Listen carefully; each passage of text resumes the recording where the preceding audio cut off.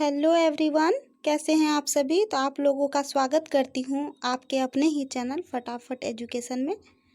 तो आज है 12 नवंबर 2023 और आज दिवाली भी है। तो हैप्पी दिवाली आप लोगों को। तो आप लोग अच्छे से दिवाली मनाइए।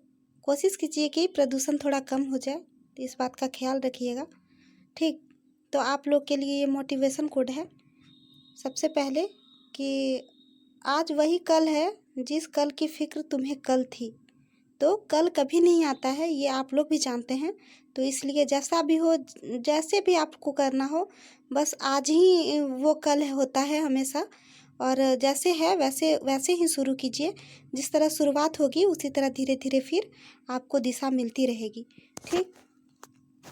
तो आइए फर्स्ट करंट अफेयर पर कि मध्य प्रदेश के भोपाल शहर में स्थित भोपाल महिला थाने में ने ISO प्रमाणन हासिल कर एक महत्वपूर्ण उपलब्धि हासिल की है। ठीक।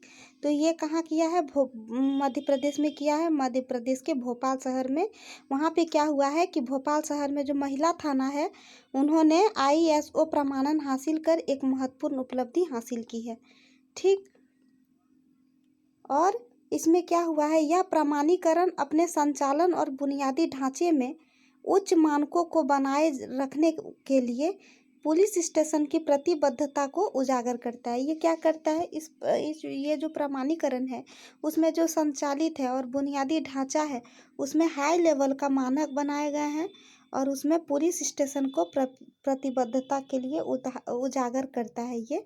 और मध्य प्रदेश के CM है शिवराज सिंह चौहान। तो ये याद रखिएगा। आते हैं नेक्स्ट नंबर पर। अरिदम बागची जो वर्तमान में विदेश मंत्रालय में अतिरिक्त सचिव है। तो अदिरम बागची कौन है? ये विदेश मंत्रालय के अतिरिक्त सचिव हैं को जेनेवा में संयुक्त राष्ट्र और अन्य अंतर्राष्ट्रीय संगठनों में भारत के अगले राजदूत अस्थायी प्रतिनिधि के रूप में नियुक्त किया गया है। तो अरिदम बागची जो है वो विदेश के मंत्रालय में अतिरिक्त सचिव है और उन्होंने क्या किया है, जेनेवा में जो संयुक्त राष्ट्र है और अन्य अंतर्राष्ट्रीय संगठन भी है उसमें भारत के जो अगले राजदूत होंगे वो अस्थायी प्रतिनिधि के रूप में चुने गए हैं, नियुक्त किए गए हैं। कौन? अरिदम बागची। ठीक, ये चुने गए हैं। ठीक। नेक्स्ट नंबर पर आते हैं। अंतर्राष्ट्रीय ओलंपिक समिति IOC ने 2028 लॉस एंजिल्स ओलंपिक के लिए क्रिकेट को मंजूरी दे दी है। तो अंतर्राष्ट्रीय ओलंपिक समिति जो है, IOC बोलते हैं उसको, उन्होंने 2028 के लॉस एंजिल्स ओलंपिक के लिए क्रिकेट को मंजूरी दी है। और यह क्या होगा? यह सिफारिश लॉस एंजिल्स 2028 ओलंपिक के आयोजकों द्वारा की गई है और अंतिम निर्णय ICC पुरुष क्रिकेट विश्व कप के दौरान IOC सत्र किया जाएगा। मतलब ये सिफारिश किया गया है लॉस एंजिल्स 2028 के ओलंपिक के आयोजक के द्वारा की गई है। वो क्या है कि अंतिम निर्णय जो है ICC जो जिसको पुरुष क्रिकेट विश्व कप होते हैं उसके दौरान IOC सत्र में किया गया है। और नेक्स्ट नंबर पर चलते हैं। विदेश मंत्री डॉक्टर S जयशंकर ने वियतनाम के बाक नी प्रांत में इंटरनेशनल फ्रेंडशिप पार्क में गुरुदेव रविंद्रनाथ टैगोर की प्रतिमा का अनावरण किया है। तो यहाँ पे ऐसे क्वेश्चन बनेगा कि रविंद्रनाथ टैगोर का हाल ही में किसने अनावरण किया है उनका प्रतिमा? तो ये होगा डॉक्टर S जयशंकर जो विदेश मंत्री हैं। उन्होंने क्या किया है? ये वियतनाम के बाक नी प्रांत में इंटरनेशनल फ्रेंडशिप पार्क में, यहाँ पूछेगा किस पार्क में, तो इंटरनेशनल फ्रेंडशिप पार्क में उन्होंने क्या किया है? गुरुदेव रविन्द्रनाथ टैगोर का प्रतिमा का अनावरण किया है। ठीक। नेक्स्ट नंबर पर चलते हैं। सुप्रीम कोर्ट ने गुमनाम चुनावी बॉन्ड योजना को चुनौती देने वाली याचिकाओं को 5 न्यायाधीशों की संविधान पीठ को भेज दिया।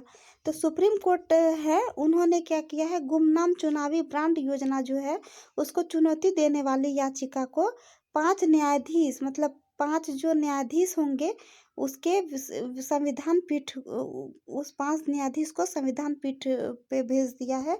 और इस मामले में गुमनाम चुनावी बांड नियम योजना, इस गुमनाम जो चुनावी बांड योजना है उसका मार्ग प्रशस्त करने वाले वित्त अधिनियम 2017, जो वित्त अधिनियम है 2017 द्वारा पेश किए गए संशोधनों को चुनौती देने वाली याचिकाओं का एक समूह शामिल है। मतलब ये वित्त अधिनियम 2017 के द्वारा जो पेश किया गया जो संशोधन है उसको चुनौती देने वाले याचिका का एक ग्रुप बनाया है, वो शामिल किया गया है उस ग्रुप को। ठीक, नेक्स्ट नंबर पर चलते हैं। प्रधानमंत्री श्री नरेंद्र मोदी ने वीडियो कॉन्फ्रेंसिंग के जरिए मुंबई में ग्लोबल मैरीटाइम इंडिया समिट 2023 के तीसरे संस्करण का उद्घाटन किया है।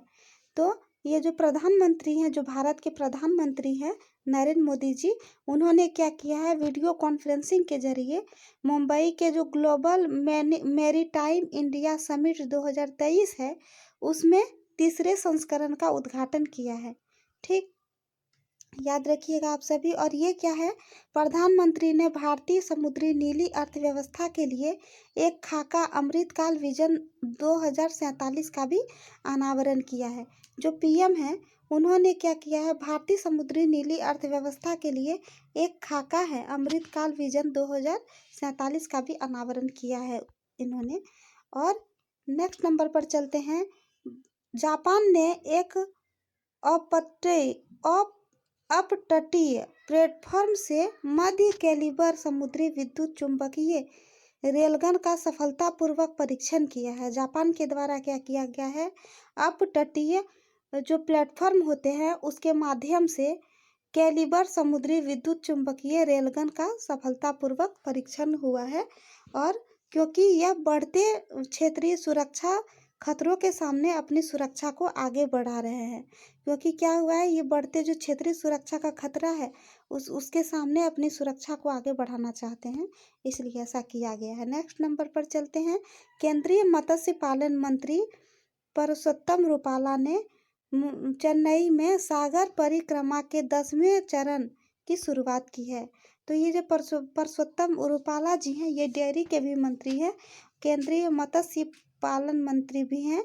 तो उन्होंने क्या किया है, चेन्नई के सागर परिक्रमा के 10वें चरण का उद्घाटन किया है, शुरुआत किया गया है। उद्घाटन नहीं, सॉरी, 10वें चरण का शुरुआत किया गया है। और सागर परिक्रमा जो है वो प्रधानमंत्री नरेंद्र मोदी की महत्वाकांक्षी परियोजनाओं में से एक है। ये जो सागर परिक्रमा है ये पीएम जो है हमारे नरेंद्र मोदी जी, उनकी महत्वाकांक्षी परियोजना जो है उसमें से एक है ये। नेक्स्ट नंबर पर चलते हैं। 69वां राष्ट्रीय फिल्म पुरस्कार राष्ट्रपति द्रौपदी मुर्मू द्वारा प्रदान किए गए हैं। जो 69 जो राष्ट्रीय पुरस्कार वो हुआ है हाल ही में, वो राष्ट्रपति द्रौपदी मुर्मू जी के द्वारा किया गया है। और फिल्म एकदा काय जाला को सर्वश्रेष्ठ मराठी फिल्म का पुरस्कार दिया गया है। एक मराठी फिल्म है एकदा काय जाला, तो उन्हीं को सर्वश्रेष्ठ मराठी फिल्म को पुरस्कार दिया गया है। और द कश्मीर फाइल्स ने राष्ट्रीय एकता पर सर्वश्रेष्ठ फीचर फिल्म के लिए नरगिस दत्त पुरस्कार भी जीता। ठीक, तो जो हाल ही में एक पिक्चर बना था द कश्मीर फाइल्स, तो उन्होंने क्या किया है, राष्ट्रीय एकता पर सर्वश्रेष्ठ फीचर फिल्म बनाने के लिए वो नरगिस दत्त जी को पुरस्कार उन्होंने दिया है द्रौपदी मुर्मू के द्वारा। जबकि मराठी फिल्म 321 ने सामाजिक मुद्दों पर सर्वश्रेष्ठ फिल्म का राष्ट्रीय पुरस्कार जीता है। 321 एक मराठी पिक्चर है और वो सामाजिक मुद्दों पर ये बना हुआ है, इसीलिए उन्होंने यह राष्ट्रीय पुरस्कार जीता। नेक्स्ट नंबर पर चलते हैं। इम्फाल के राजभवन में राज्यपाल अनुसुईया उइके ने न्यायमूर्ति सिद्धार्थ मृदुल को मणिपुर उच्च न्यायालय के 7वें मुख्य न्यायाधीश के रूप में शपथ दिलाई। तो मणिपुर के मुख्यमंत्री कौन है, नोगथोम्बोन बीरेन सिंह। ठीक, तो याद रखिएगा ये। नेक्स्ट नंबर पर चलते हैं। भारतीय अंतरिक्ष अनुसंधान संगठन, जिसको इसरो कहते हैं, इसरो के प्रमुख जो मानव अंतरिक्ष उड़ान मिशन गगनयान की पहली परीक्षण उड़ान श्रीहरिकोटा से सफलतापूर्वक लॉन्च की गई। तो इसरो के जो प्रमुख जो मानव अंतरिक्ष उड़ान मिशन गगनयान है, उन्होंने उसके द्वारा क्या किया है, पहली जो परीक्षण उड़ान है तो वो श्रीहरिकोटा से हुआ था और ये सफलतापूर्वक हुआ है, इसीलिए ऐसा किया गया है। नेक्स्ट नंबर पर चलते हैं। सेवा के दौरान अपने जीवन का बलिदान देने वाले पुलिस अधिकारियों की याद में हर साल 21 अक्टूबर को राष्ट्रीय पुलिस स्मृति दिवस मनाया जाता है। तो ये 21 अक्टूबर को क्या किया जाता है, राष्ट्रीय पुलिस स्मृति दिवस मनाया जाता है। वो क्या होता है, ये सेवा के दौरान जो अपने जीवन का बलिदान देते हैं जो पुलिस अधिकारी, तो उसी के याद में ये मनाया जाता है। और यह दिन उन 10 पुलिसकर्मियों के बलिदान को याद करता है जो 1959 में चीन के साथ भारतीय सीमाओं की रक्षा करते हुए अपनी जान दी थी। तो यह दिन क्या है, 10 पुलिसकर्मी का बलिदान हुआ था उस दिन 1959 को। और इसमें चीन के साथ जो भारतीय सीमा में रक्षा कर रहे थे पुलिसकर्मी, उन्होंने अपनी जान गंवा दी है। तो 21 अक्टूबर ही था वो दिन। तो इसी के उपलक्ष्य में राष्ट्रीय पुलिस स्मृति दिवस मनाया जाता है। तो यहीं तक का था आपका करंट अफेयर। ठीक है, तो मिलते हैं अगले सेशन में, लेकिन उससे पहले आप लोग लाइक सब्सक्राइब शेयर ज़रूर से ज़रूर कीजिएगा, ताकि अधिक लोगों तक ये वीडियो जाए और लोगों को बेनिफिट मिल सके। Thank you.